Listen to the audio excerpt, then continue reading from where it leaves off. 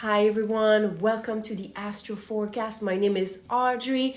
I am going to present the special full moon and lunar eclipse in the sign of Taurus, occurring October 28th, 2023 at 4:24 p.m. Eastern Time. Now, because it is an eclipse, that means that we are being called to remove and let go of certain aspects of whatever the configuration is showing us.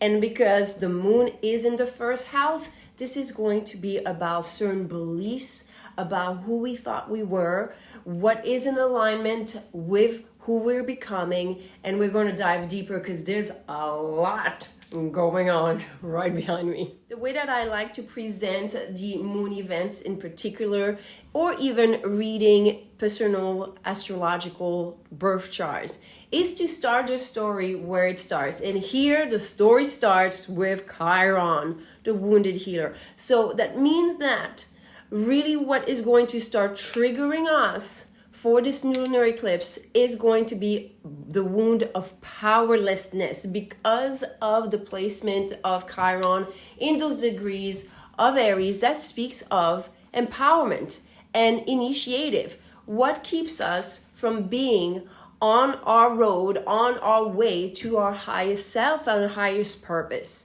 Having the collective node right after in those degrees that speaks of recalibration, rebalancing, yin-yang in order to find our power and in the house of self is really going to affect us at a grander scale. So things that we are seeing manifest, the things that are manifested outside are meant to trigger and create a really huge awakening. Now, to close the chapter of the self, what we have to work on ourselves, the lunar eclipse, so the master teacher of subconscious, the moon, is in those placements that speaks of gratitude and divine blessing, and it's conjunct to the master teacher of spirituality, of spiritual abundance, of expansion, and is in retrograde in those degrees that speaks of unconditional love and giving or not second chances.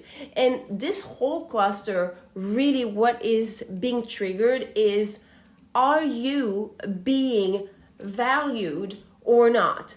Are you surrounded by people that see your true value, your true worth?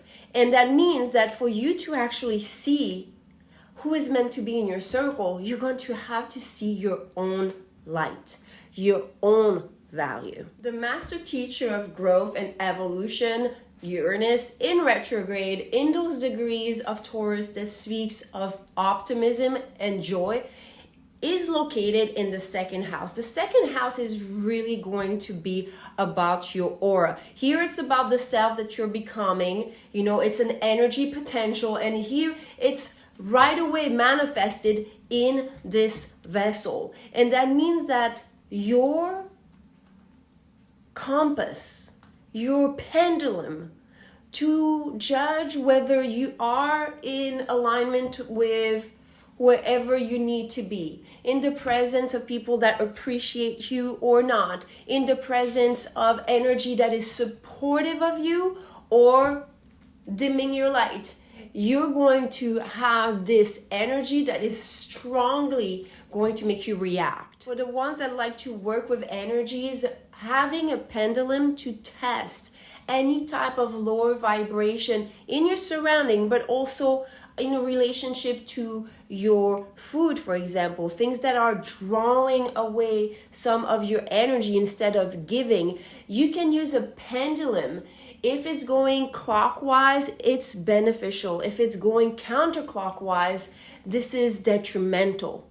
If some of you liked this type of information and want to explore a little bit more of energy work, I'm going to recommend in the description of this video a book called Exploring Auras that is really great and insightful, and that helps you master the art of pendulum, but also a lot of techniques to work with your aura, cleansing, protecting, shielding, a lot of things that are very important at this time if you are feeling under the influence of a lot of negativity. Now we have the master teacher of intention, desire, material abundance, that is in those degrees of Virgo that speaks of devotion. Where do we put our energy? Now, watch that. You know my little green dotted line, quincunx? Look at what it's aiming at. The wound of powerlessness. So some of you, especially my empath out there, if you've been raised or just in very toxic, narcissistic dynamics and relationship in the past, you might be realizing that you're still caught in this cycle and that you have to act, because that means you have to stop devoting time and energy to those patterns that recreate your old cycles of manifestation and that disempower you and that steal and rob your light. If that was not enough, we've already in this aspect that is under the horizon. So that means a lot of this is in the subconscious. This is going to happen when you're by yourself, when you're finding the time to actually quiet yourself. You're going to realize and start seeing, feeling a lot of this energy try to awaken in you your psychic skills, psychic clairs, and so on and so forth.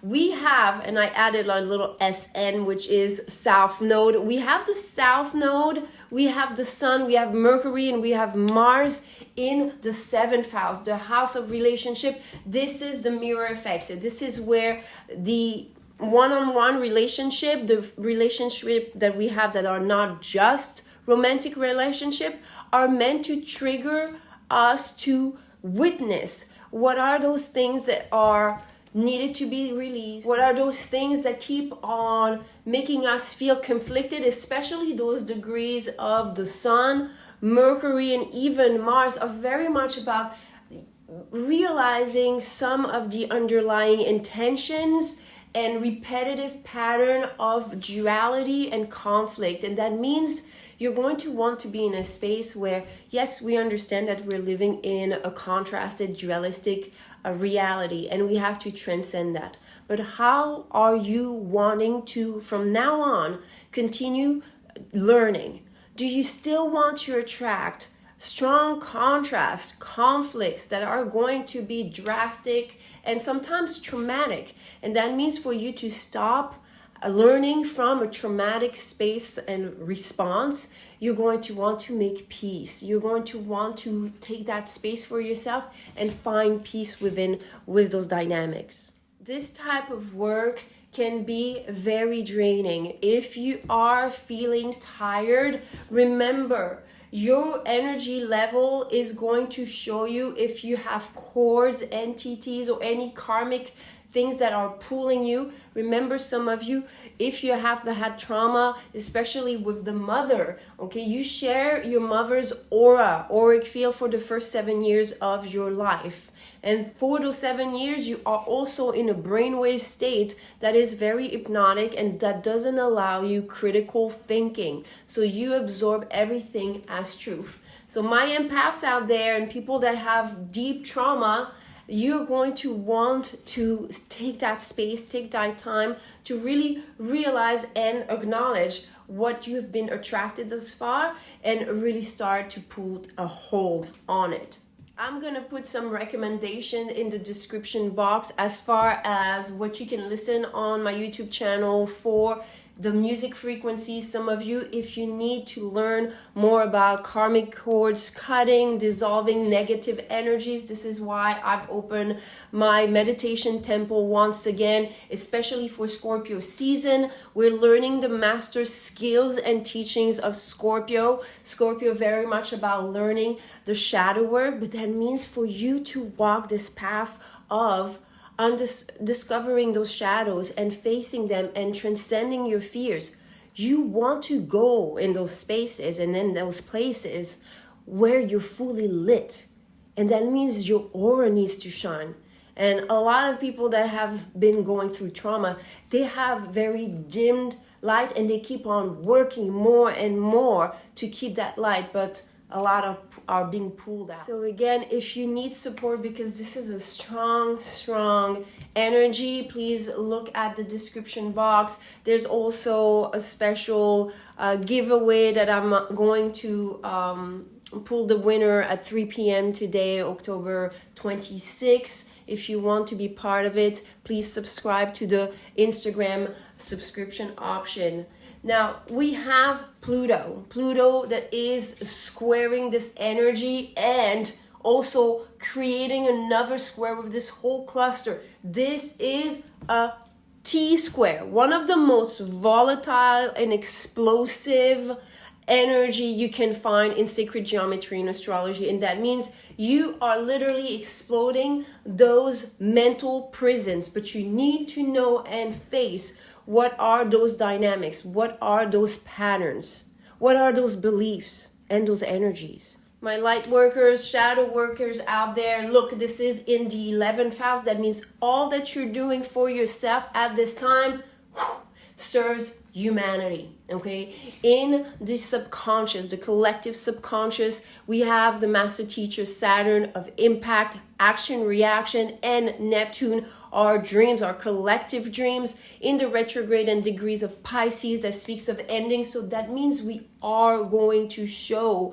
energetically where we are putting an end to some of those conflicted patterns. And this is the wound of powerlessness. This is letting others influence us in our own alignment, in our own desire. My empaths out there, you'll know and recognize those moments where you feel the pressure to answer others because you feel their needs are greater than yours.